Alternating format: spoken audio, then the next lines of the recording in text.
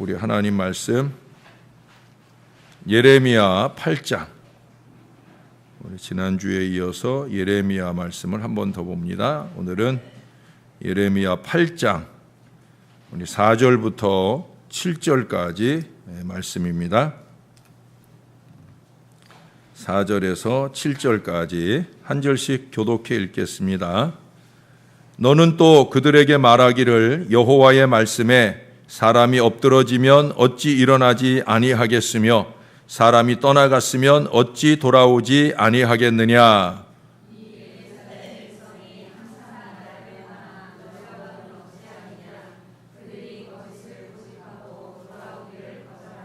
내가 귀를 기울여 들은즉 그들이 정직을 말하지 아니하며 그들의 악을 뉘우쳐서 내가 행한 것이 무엇인고 말하는 자가 없고 전쟁터로 향하여 달리는 말같이 각각 그 길로 행하도다.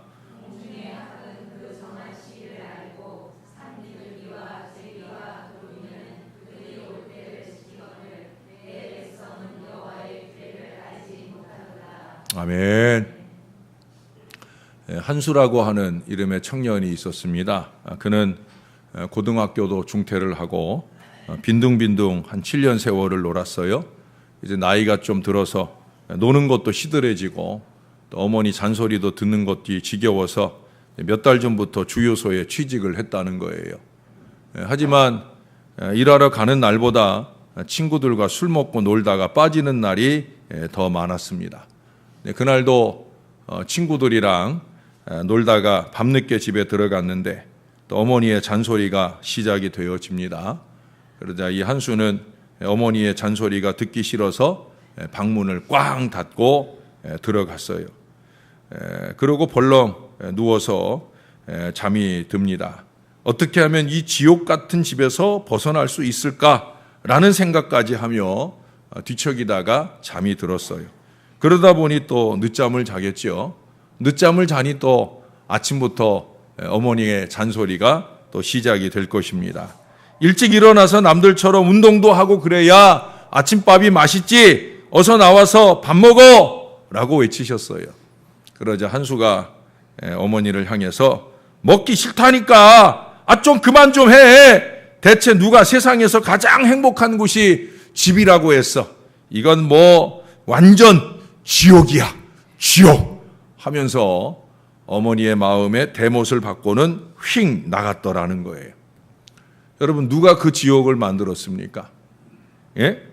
잔소리하는 어머니일까요? 어머니 입장에서 다들 아니시라 할 거 아닙니까? 아니지요. 아니지요. 한수 자신 아니겠습니까? 자신이 조장한 지옥, 그 사실을 아마 본인만 모르고 있을 거예요. 자신의 생각과 삶만 달라지면 얼마든지 그 집이 천국이 될 수 있고 행복한 공동체가 될 텐데 자신을 바꿀 생각은 하지 않고 이처럼 남탓만 하는 인생들이 때로는 가정에도 있고 때로는 교회에도 있고 때로는 직장에도 있고 사람들이 모이는 곳곳마다 어리석게 그런 사람들이 있어요. 지옥은 자기가 만들면서 여기가 지옥이다 말하는 어리석은 인생들이 있더라는 거예요.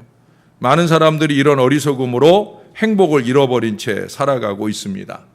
어떤 사람은 누군가와 함께 있기만 하면 행복할 거라 생각하는 사람도 있어요. 그러면 그 사람과 함께 있지 않은 모든 곳에서는 그는 불행한 사람일 수 있을 것입니다.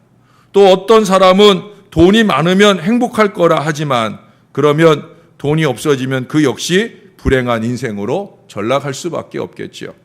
행복은 소유의 많고 적음에 있는 것이 아니라 누구와 관계를 맺고 있느냐에 있다는 사실입니다. 우리가 가족과 좋은 관계를 맺고 있으면 가정이 행복하지요. 그 가정에 한시라도 빨리 들어가서 그 행복을 누리고 싶을 거예요. 직장 동료와 좋은 관계를 맺고 있으면 직장 생활이 행복하게 될 것이고 부모님과 좋은 관계를 맺고 있으면 그러면 인생이 행복할 거예요. 교인들과 좋은 관계를 맺고 있으면 교회에 있는 것이 행복하고 교회 가기를 열망하는 마음도 생길 수 있을 것입니다. 근데 중요한 것은 내가 과연 좋은 관계를 위한 준비가 되어 있느냐 하는 거예요. 내가 과연 좋은 관계를 열어갈 넓은 마음이 준비되어 있느냐. 그 이상 내가 좀 희생하고 헌신할 준비가 되어 있느냐. 그런 가운데 관계를 열어 행복해질 수 있다라고 하는 사실이에요. 그러나 여러분, 사람과의 관계에서의 조음이라고 하는 것은 한계가 있어요. 왜냐하면 저라 여러분도 스스로를 잘 알듯이 우리가 변덕쟁이잖아요. 얼마나 변덕이 심해요. 오늘 좋다 했다가 내일 싫어라 하는 게 우리일 수 있기 때문에 이 사람의 관계 속에서의 좋은 행복이라고 하는 것, 그것은 유동적일 수 있다는 거예요. 하지만 무엇보다도 그분, 우리를 창조하신 하나님, 그분과 좋은 관계를 맺으면 영원히 행복할 수 있는 줄로 믿습니다. 이 땅에서만 아니마 금생만 아니라 내 생의 약속, 그 영원한 행복의 약속이 우리에게 보장되어 있는 줄로 믿습니다. 그 하나님과 좋은 관계를 유지하는 영적 본능이 충만해야 되는 거예요. 지난주에는 영적 기근에 대한 얘기를 했고 오늘은 영적 본능에 대한 얘기를 하고, 근데 다음 주에는 충만한 은혜, 이제 그 다음 주일부터 은혜 플러스 미니 수련회가 주일 오후에 이어지기 때문에 충만한 은혜라는 주제를 가지고 다음 주 금요일에는 함께 말씀을 나누려고 합니다. 영적 본능, 과연 영적 본능이 살아있느냐는 거예요. 하나님과 긴밀하게 내 안에 뛰는 심장의 소리가 하나님과 함께 긴밀하게 교통되고 있느냐 하는 거예요. 여러분, 개미는 더듬이로 길을 찾아가잖아요. 이 개미의 더듬이가 잘려지게 되면 개미는 집을 찾지 못하고 갈팡질팡하다가 다른 곤충에게 잡아먹히게 되어집니다. 하나님을 떠나 방종하는 이 유다 백성은 더듬이를 잃은 개미처럼 영적인 방향 감각을 다 상실해 버렸어요. 참 예언자들이 눈물을 뿌려 경고하는데도 불구하고 멸망을 향해 달려가고 있는 그런 모습들을 오늘 본문의 앞에서, 본문에서, 본문 뒤에서 찾아볼 수가 있어요. 6절 하반절을 보세요. 6절 하반절에 보면 전쟁터로 향하여 달리는 말같이 각각 그 길로 행하도다. 각각 그 길로, 자기 길로 간다는 거예요. 마이웨이를 각각 간다는 거예요. 제가 늘 자주 얘기하는 것처럼 로즈웨이, 주님의 길을 가는 것도 아니에요. 또 로드웨이, 말씀의 길을 가는 것도 아니에요. 주의 길, 말씀의 길이 아니라 어리석게도 자기 길을 가는 거예요. 고집 부리며 가는 거예요. 제멋대로 가는 거예요. 자기는 잘 가고 있다고 착각을 하지만 그 길이 멸망의 길이 되는 바로 그 길을 가는 거예요. 오늘 여기 예레미야 선지자는 그 안타까움을 말하고 있는 거예요. 야, 너희들 잘못 가고 있어. 그렇게 가다가 망한다. 거봐 망했잖아. 이 수순을 지금 받고 있는 거예요. 우리는 영적인 방향 감각이, 영적인 본능이 온전하게 신앙하고 있는지, 나는 잘하고 있다고 하는 것이 어리석은 착각 속에 하나님 말씀에 의지된 그런 온전한 신앙생활을 과연 제대로 하고 있는지, 내가 맺고 있는 신앙이라는 게 사람이라고 하는 것과 관계해서 맺고 있는지, 하나님의 말씀과 관계하여 맺고 있는지, 오늘 이 시간 우리가 말씀을 통해서 함께 점검하는 시간이 될 수 있기를 바랍니다. 첫 번째 꼽을 수 있는 영적 본능, 첫 번째는 예배 본능입니다. 예배 본능. 1절부터 3절까지에서는 이 경배 본능, 예배 본능, 하나님을 향한 예배 본능이 살아있느냐라는 것을 말씀하고 있어요. 이 유다 백성, 이스라엘 백성들은 그 예배 본능이 상실되었다는 거예요. 하나님 아닌 다른 것들을 향해 예배하고 있다는 거예요. 하나님을 찾고 경배할 유다 백성이 1월 성신을 숭배하였다. 그들은 하늘의 해와 달과 별들을 향해 사랑을 고백하고 예배하며 복을 구했다. 그 결과 나라와 백성이 무자비한 바벨론 군대에 의해 짓밟히게 되는 결과를 만나게 돼요. 잔인한 바벨론 군사들이 유다 왕들의 묘를 파헤치고 살아있는 자를 죽이는 것만이 아니에요. 죽은 자들의 무덤까지 파헤친다는 거예요. 지도자들, 제사장, 선지자들의 묘와 심지어 주민들의 묘까지 다 파헤친다는 거예요. 왜 파헤치느냐? 무덤 속에 보물마저 다 빼앗아 가려고 하는 이 야만적인 행위를 하는 거예요. 그 결과 무덤 속에 뼈들이 드러나 흩어지는데 거기 2절에 보면 재미난 표현이 나와요. 2절을 한번 보십시다. 그들이 사랑하며 섬기며 뒤따르며 구하며 경배하던 해와 달과 하늘의 묵별 아래에서 펼쳐지게 하리니 그 뼈가 거두이거나 묻히지 못하여 지면에서 분토 같을 것이며. 이 얘기가 뭐예요? 사실 그들이 사랑하며 섬기며 뒤따르며 구하여 경배하는 대상은 누구여야 되는 거예요? 하나님이어야 되는데 하나님께 예배해야 할 그 시간에 딴짓하고 있었다는 거예요. 해와 달과 별들을, 뭇별들을 사랑하고 구했다는 거예요. 그래 그들 앞에 그 묘가 파헤쳐져서 그들 앞에 다 드러나게 될 것이다. 무슨 얘기예요? 너희가 경배하던 해와 달과 별이 뭔 쓸데가 있겠느냐라는 걸 보여주는 거예요. 니들이 의지하던 그 하나님 아닌 다른 것이 과연 너희에게 무슨 힘이 되겠느냐 하는 걸 보여주는 거예요. 묻혀서라도 깨달아라 하는 의미에서 묘가 다 파헤쳐지는 이 참으로 괴악하고 불행한 결과를 통해 보여주고자 하는 거예요. 하나님 외에 따르고 섬기는 대상이 있다면 우리는 즉시 정리할 수 있어야 돼요.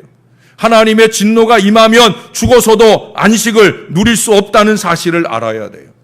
여러분 2절에서 사랑하며 섬기며 뒤따르며 구하며 경배하던 해와 달과 별만이 아니에요. 오늘날 저와 여러분이 하나님보다 더 사랑하며 섬기며 뒤따르며 구하며 경배하는 그 모든 대상이 우리에게 다 우상인 거예요. 그것들이 날 잡아줄 것 같아요? 그것들이 나를 지켜줄 것 같아요? 아니에요, 여러분. 그것들이 날 행복하게 할 것 같아요? 목사가 보면 참 그 어리석은 착각 속에 사는 분들이 많은 것 같아요. 그 모든 것들이 우리의 경배 본능을 가로막고 예배 본능을 가로막고 있다는 사실을 깨닫지 못하는 것 같아요. 간단하게 이 바보상자라고 하는 TV, 아마 지금 이 자리에 없으신 분들 가운데 많은 교인들이 그 바보상자 앞에서 이러고 앉아 있을 거예요. 예? 좀 웃기는 거 하면 히시덕거리고 웃을 것이고, 그렇게 지금 이 시간 그 바보상자 앞에서 바보 노릇하고 앉아 있을 거예요. 그걸 끌어안느라고 이 시간을 외면한다고 하면 그는 오늘 여기서 말하는 이 경고에 해당되는 인생일 수 있다는 사실이에요. 참 두렵고 죄송하지만 또 우리의 손안의 문명이기라고 하는 스마트폰도 마찬가지예요. 그거 두드리고 심지어 그 속에 게임에 푹 빠져 있느라고 하나님께 예배할 마음이 사라진다고 하면, 예? 그것이 가정을 무너뜨리고 그것이 관계를 무너뜨리고 그것이 교회 생활과 하나님께 대한 예배를 무너뜨린다고 하면 그것은 여기 말하고 이럴 성실과 다름없는 우상이 되어지는 거예요. 제가 홈피에 이제 새벽 재단이나 이 금요일 저녁 설교나 이런 것들을 이제 이 소예배실에서 드려지는 예배에 대한 것들, 또 우리 이제 금요일 여기 저 앞부분에 우리 찬양했던 부분들, 이런 것들을 올리게 되면서 죄송한 얘기지만 그런 우려도 들어요. 예? 이제 뭐 교회 갈 거 뭐 있나? 예? 아침 일찍 서둘러 새벽 예배 갈 거 뭐 있나? 늦지막히 일어나서 클릭 한 2번 하면 새벽재단 목사님 설교한 거 들을 수 있는데, 그런 얄팍한 마음들의 가능성을 제공해 주는 건 아닌가, 그런 우려하는 마음들도 솔직히 있어요. 그래서 올릴까 말까, 그래도 남겨두는 예배가 있어야 좋지 않을까 하는 그런 생각도 해봅니다. 그러나 그 정도로 말씀을 사모하시는 분들이라면 절대 예배를 외면하지 않을 거라. 맞아요, 안 맞아요? 뭔 얘기를 하는지 잘 몰라요? 예? 않을 거라고 보고 한 번 더의 소망을 가진 분들을 위해서 올리기로 하고 지금 올리고 있는 거예요. 한 번 더 내가 새벽 예배 가서 은혜 받았지만 한 번 더 내가 새벽 예배 가고 싶지만 가지 못한 아쉬움으로 한 번 더 말씀을 접하고자 하는 그런 분들을 위해서 그런 시간을 통해서라도 예배 본능을 노크해 드리기 위해서 그래서 올리고 있는 거예요. 사랑하는 여러분, 예배 본능을 회복할 수 있기를 바랍니다. 그래야 영적 본능이 숨쉬기 시작하는 거예요. 예배 없이 영적 본능이 꿈틀댈 수 없어요. 예배 본능이 살아나야 영적인 본능이 살아나는 거예요. 기지개를 켜고 이제 생기 있는 영적 본능의 인생으로 살 수 있는 은혜와 역사가 나타나게 될 줄로 믿습니다. 나태해지기 쉬운 계절이지만 예배 본능을 깨우는 저와 여러분 되기를 바랍니다. 두 번째 필요한 본능은 뭐냐? 따라해 보십시다. 회귀 본능. 회귀 본능. 예, 우리가 읽었던 4절에서 7절까지가 바로 그 회귀 본능. 지금 이스라엘은 이 회귀 본능을 거부하는 거예요. 하나님 백성에게서 당연히 나와야 할 하나님께로 돌이키는 본능, 그것을 지금 이스라엘이 거부하다가 멸망당한다는 거예요. 여러분, 일어서는 법을 가르쳐 주지 않아도 아이가 엎어져서 넘어지면 그 아이는 본능적으로 일어서려 하잖아요. 아침에 출근하고 학교 간 우리 식구들도 저녁이 되면 다 돌아오잖아요. 술에 거나하게 취했어도. 우리 아내한테 미안한 얘기지만 옛날에 우리 장인어른도 약주를 많이 좋아하셨는데 우리 장인어른이 그렇게 술이 취해도 신기해요. 집은 안 잊어먹고 찾아와. 그것도 한참 때는 자전거 타고 음주운전을 해서 찾아와. 그것도 한 번도 넘어지지 않고 걸어서 오면 자기 몸이 때로는 넘어질 때도 있는데 자전거를 끌고 그 모습이 제가 지금도 눈에 선해요. 상당히 원거리에서 자전거 타고 오시는데 그 자전거 끌고 집에 오셔서 자전거 걸어 매는 것까지 이상 없이 하고는 집에 와가지고는 정신없이 쓰러지시거든요. 참 대단히 신기한 회귀 본능이 아닌가 하는 생각을 해요. 그런데 이 유대 백성들이 넘어져 상처를 입었는데도 불구하고 일어서지 않더라는 거예요. 집을 나간 탕자가 되어 아버지 하나님의 마음을 아프게 할 뿐이라는 거예요. 결국 그들은 멸망을 자초하게 되어지고 맙니다. 하나님은 전쟁터를 향해 달려가는 말처럼 무작정 멀어져가는 이 유다 백성을 도무지 이해하실 수가 없었어요. 거기 지각 없는 조류들, 거기 보면 7절에 학이니 산비둘기니 제비니 두루미, 이 지각 없는 조류들을 막 언급을 해요. 이들도 회귀의 때를 알고 돌아오는데 하나님의 백성은 그분의 얼굴을 외면한 채 돌이키지 않더라는 거예요. 결국 징계를 피할 수 없게 되더라는 거예요. 사랑하는 여러분, 저와 여러분의 건강한 신앙이 유지되려면 반복되는 죄를 경계해야 되는 거예요. 그 죄가 우리를 하나님께로부터 점점 멀어지게 만든다는 사실을 알아야 돼요. 죄에 대한 회개가 아니라 하나님께 대한 회개가 잘 이루어져야 된다는 거예요. 여기 5절 말씀을 보세요. 5절에 보시면 사람이 엎드러지면 어찌 일어나지 아니하겠으며 4절을 읽어요. 5절에 보시면 5절 하반절에 보세요. 그들이 거짓을 고집하고 돌아오기를 거절하도다. 거짓을 고집하고 돌아오기를 거절할 뿐 아니라 6절 하반절에 보면 그들이 각각 그 길로 행하더라 하는 얘기를 해요. 제가 전에 길고집 얘기를 했죠. 이 어리석은 인생들이 죄악의 길고집을 부린다는 거예요. 말씀대로 하나님 뜻대로 돌이키는 본능이 발달해야 되는데 그러지 못하고 자기 고집대로 거짓의 그 본능대로 그렇게 행한다는 거예요. 여러분, 회귀 본능이 곧 회개 본능이에요. 회귀 본능이 곧 회개 본능이에요. 하나님께 돌이키는 게 뭐예요? 잘못된 길로 가던 걸음을 회개와 함께 돌아오는 것인 줄로 믿습니다. 회귀 본능이 발달해야 된다. 곧 회개 본능이 발달해야 된다는 거예요. 이 회개 본능이 살아있는 심령에 희망이 있는 줄로 믿습니다. 지난 주간 새벽에도 역대상 21장 1절에 보니까 그 위대한 신앙의 인물 다윗, 제가 구약의 인물 중에서 제일 존경하고 부러운 사람이 다윗이에요. 저도 다윗같이 훌륭한 영적 지도자가 되고 싶어요. 그런데 그런 위대한 다윗도 사단이 충동하니까 쓰러지더라고요. 그게 우리들이에요. 그 위대한 다윗도 사단이 충동하니까 쓰러져요. 그래서 인구조사해요. 인구조사에 담겨진 의미가 두 가지라고 그랬어요. 하나는 교만. 예? 내가 이래봬도 이 정도의 군사력을 가지고 있다는 어리석은 자랑의 마음. 그것이 첫 번째 마음이다. 두 번째 마음은 뭐라고 그랬어요? 내가 이제 이만큼 군사력이 있으니까 하나님 좀 쉬세요. 하나님 골방에 쳐넣고 자기가 알아서 다 하겠다는 어리석은 교만한 마음. 하나님 의지하는 믿음을 상실하는 거예요. 여러분, 사단에게 충동되면 너나 없이 누구나 이 어리석음에 빠질 수 있어요. 그런데 그 다음을 보면 역시 다윗이라고 생각되는 장면들이 나오죠. 이게 뭐예요? 하나님 앞에 회개 본능이 발전이 해요. 하나님 앞에 눈물 뿌려 기도하잖아요.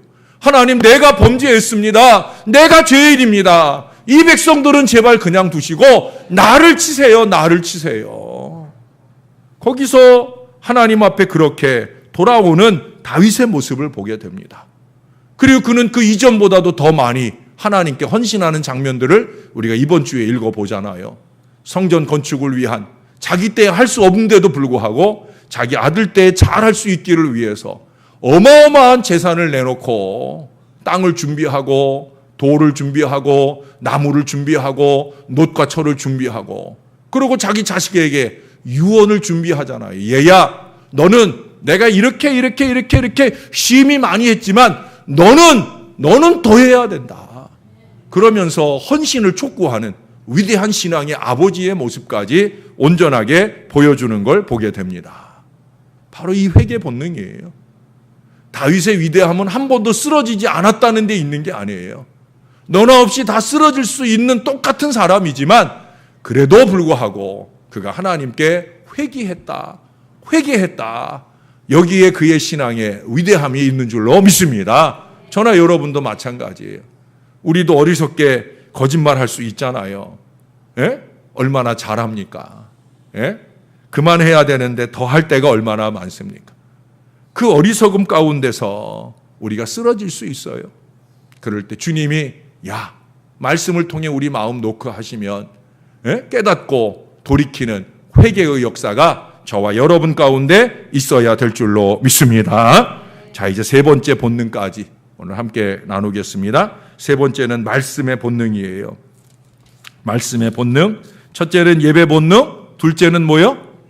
회개 본능, 회개 본능. 세 번째는 말씀의 본능이에요. 거기 구절을 한번 보세요. 지혜롭다 하는 자들은 부끄러움을 당하며 두려워 떨다가 잡히리라. 보라, 그들이 여호와의 말을 버렸으니 그들에게 무슨 지혜가 있으랴. 하나님 말씀이 없다는 거예요. 사람의 말만, 사람의 생각만 넘치는 지도자라는 거예요. 그 사람의 생각이 쏟아낼 수 있는 한계는 뭐냐? 결국 거짓말이에요. 하늘의 지혜와 배치되는 말을 합리화하기 위해서 사람이 할 수 있는 최선은 뭐냐? 거짓말이에요. 거짓말 넘쳐나는 거예요. 여러분, 유다 백성의 영적 방황과 그로 인한 멸망의 1차적인 책임은 바로 영적 지도자들에게 있어요. 서기관들, 선지자, 제사장들, 백성을 바르게 가르치지 않았을 뿐만 아니라 그릇된 길로 그들을 인도하고 있더라는 거예요. 왜? 아는 게 없으니까. 그들은 하나님의 말씀을 버렸습니다. 그 대신에 거짓 예언을 하고 거짓 평강을 말해요. 그 뒤에 여러분 11절에 보면은 그들이 딸 내 백성의 상처를 가볍게 여기면서 말하기를 평강하다 하나 평강이 없도다. 뭘 평강해? 지금 바벨론이 막 쳐돌려오려고 난리를 치는데 그런데도 백성들을 향해 괜찮아. 괜찮긴 뭘 괜찮아요. 하나도 안 괜찮은데. 예? 감추고 거짓말하고 조금 더 부끄러워하지 않고 양심의 가책도 없더라는 거예요. 여러분, 이러한 거짓말에 물들면 희망이 사라져 버립니다. 나중에는 자기 입술을 자기가 어쩌지 못하는 거짓말이 막 쉽게 쏟아 나와요. 예? 심지어 뻔하게 그 내용을 알고 있는 목사 앞에서도, 심지어 아버지 하나님이 다 알고 계신다는 말을 늘 강조해 드리는데도 불구하고 거침없어요. 목사가 사람이니까 목사가 모르겠지 하며 쏟아놓는 거짓말들이 얼마나 많은지, 금방 탄로난 거짓말들을 쉽게 하는 거예요. 어떤 경우에 남편과 아내의 말이 서로 달라요.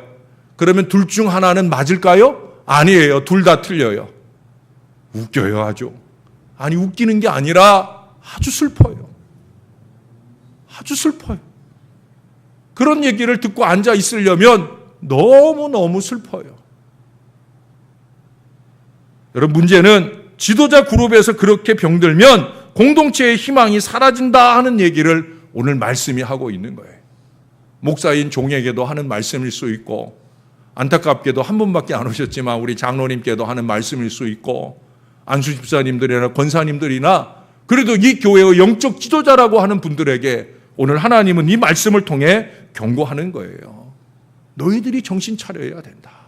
너희들이 말씀 붙들어야 된다.